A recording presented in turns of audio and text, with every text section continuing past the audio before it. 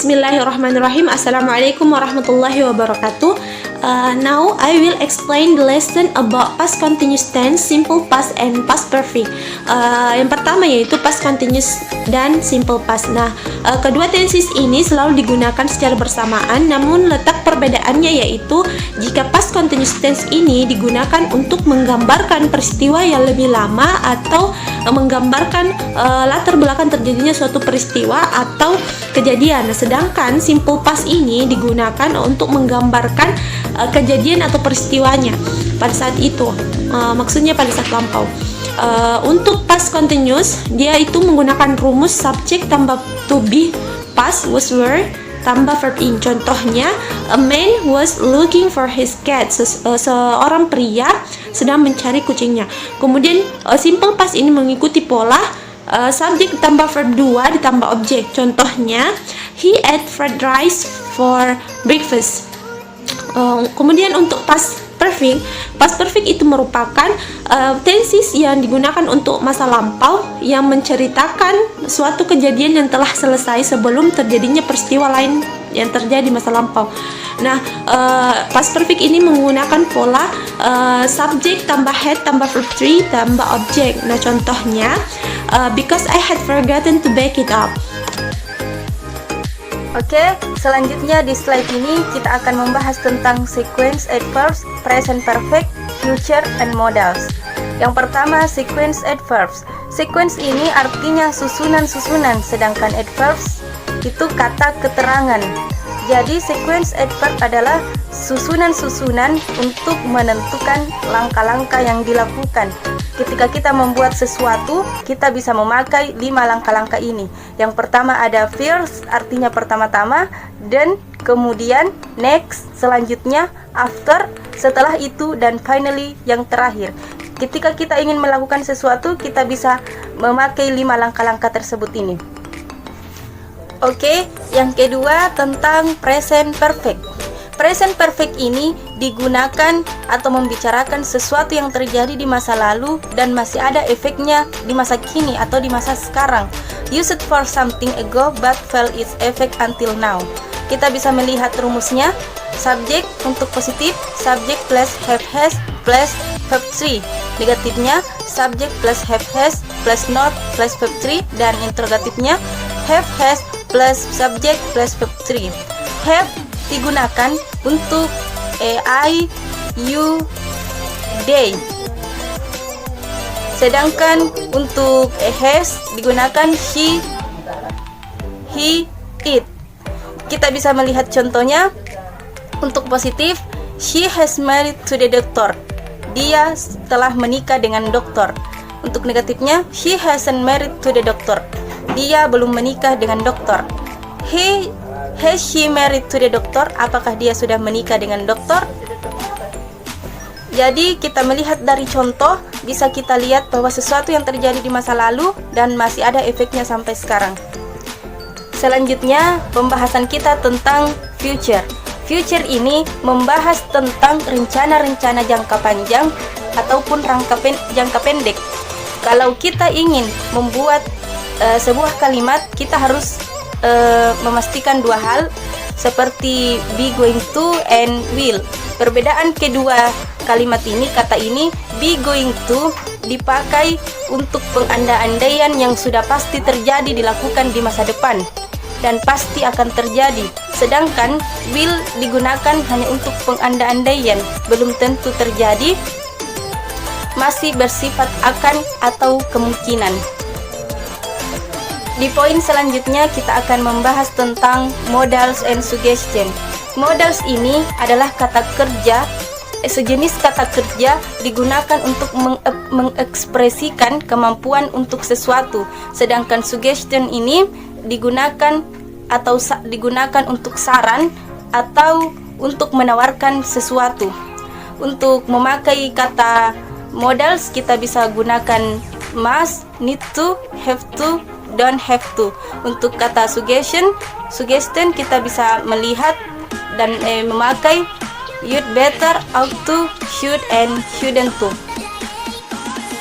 Oke, the next quantity expressions atau ekspresi kuantitas yang menjelaskan nomornya atau jumlah pada orang atau pada benda yang ada. Kemudian ekspresi kuantitas terbagi menjadi 3. Yang pertama, countable noun, yaitu kata benda yang dapat dihitung. Kata yang sering digunakan yaitu each, a few, a couple of, a number of, a many, bunch, every, several. Example, each student wears a hat. Masing-masing siswa memakai sebuah topi. Kemudian yang kedua, uncountable noun, yaitu kata benda yang tidak dapat dihitung. Kata yang sering digunakan yaitu a little, much. Example, I only put a little sugar of the milk.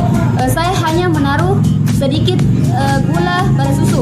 Kemudian yang ketiga, for nouns that can be counted and cannot be counted, yaitu kata benda yang dapat dihitung dan tidak dapat dihitung. Example, countable, some don't believe in God. Beberapa tidak percaya pada Tuhan. Kemudian non countable, can you give me some coffee? Bisakah Anda memberikan saya kopi? Di slide ini ada pembahasan tentang membuat perintah kepada seseorang menggunakan dua kata kerja terpisah. Make an order to someone using two separate verbs. Langsung saja kita melihat contohnya. Turn down the TV. Turn and down ini adalah dua kata kerja terpisah with nouns. Bisa juga dibalik atau bentuk lainnya, turn the TV down. Contoh selanjutnya, turn it down, dan please turn down the music. Ini request and responses.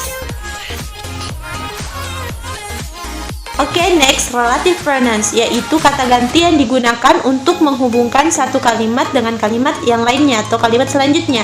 Nah, kata ganti yang digunakan di sini yaitu who or that, yang artinya yang. For example, I like people that aren't too serious. Saya suka seseorang yang tidak terlalu serius. Kemudian contoh yang kedua yaitu I like someone who I can talk to easily. Saya suka seseorang yang saya dapat berbicara dengan mudah. Kemudian materi selanjutnya it closes adverbial closed with when. Nah, di sini when juga menghubungkan antara kalimat yang satu dan kalimat selanjutnya. Tapi di when di sini menunjukkan keterangan waktu atau suatu momen, dan when ini artinya ketika. For example, it upset me when a close friend forgets my birthday. Itu membuatku sedih ketika temanku melupakan ulang tahunku. Kemudian contoh yang kedua, it makes me happy when a friend gives me a present for no special reason. Itu membuatku senang ketika temanku memberikanku sebuah hadiah untuk alasan yang tidak spesial. Oke, the next, evaluations and comparisons. Evaluations adalah evaluasi dan comparisons adalah perbandingan. Evaluations and comparisons terbagi menjadi 2, yaitu evaluations with adjective dan evaluations with nouns. Kemudian comparisons with adjective dan comparisons with nouns. Kemudian evaluations with adjective, contohnya this apartment is too hot. Apartemen ini terlalu panas. Kemudian comparisons with adjective, the building isn't as quiet as or old one. Kemudian bangunannya tidak cukup atau tua. Kemudian evaluations with noun, there aren't enough windows. Tidak ada cukup jendela. Kemudian comparisons with nouns, we don't have as many bedrooms as we need to. Kami tidak memiliki kamar tidur sebanyak yang kami inginkan. Oke, next, infinitive and gerunds for use and purpose. Kata kerja infinitif memiliki hal yang sama, makna dan fungsi sebagai gerunds, akan tetapi bentuknya berbeda. Kita dapat membuat kalimat dengan menggunakan to plus kata kerja sebagai subjek, objek, atau pelengkap. Example, I use my cell phone to send messengers. Saya menggunakan telepon panggilan saya untuk mengirim pesan. Sedangkan gerunds adalah suatu yang dibentuk dari verb atau kata kerja dengan ditambahkan sufiks atau akhiran ing dan berfungsi sebagai noun atau kata benda pada kalimat tersebut. Example, I use my cell phone for sending messengers. Saya menggunakan telepon panggilan saya untuk mengirim pesan.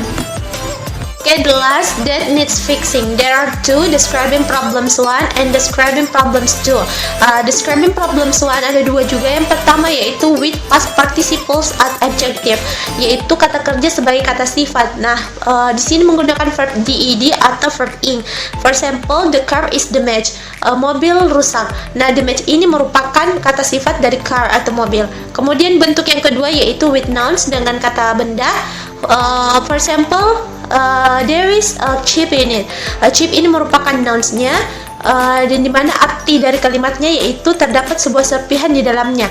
Nah, kemudian permasalahan yang kedua yaitu describing problems 2, dapat kita lihat terdapat 3 bagian pula. Yang pertama yaitu need plus gerund, yang dimana need ini diartikan perlu dan gerund ini adalah verb 3, maksud saya verb ing. Kemudian contohnya the alarm needs fixing, alarm perlu diperbaiki. Kemudian bentuk yang kedua yaitu need plus passive infinitive. Need perlu dan passive infinitive merupakan kata kerja pasif. Contohnya it needs to be fixed. Kemudian bentuk yang ketiga yaitu keep plus gerund. Nah, bentuk yang ketiga ini sama dengan bentuk yang pertama, hanya diganti keep saja. Contohnya everything keeps burning.